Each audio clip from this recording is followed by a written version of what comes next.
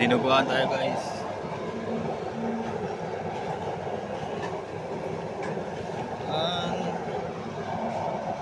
Ang gamit natin DIY use oil burner. Ayan. Santalyasing dinuguan. Saka yan, no? Dalawang lechon, luto na sila. Itong isa, luto na. Dalawa tayo naka-ready na. Hindi pa, pinapalutong pa ito iba.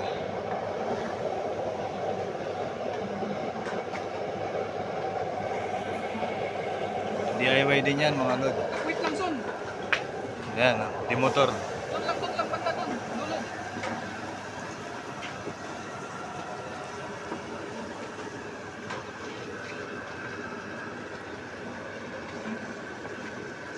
Washing machine, di motor.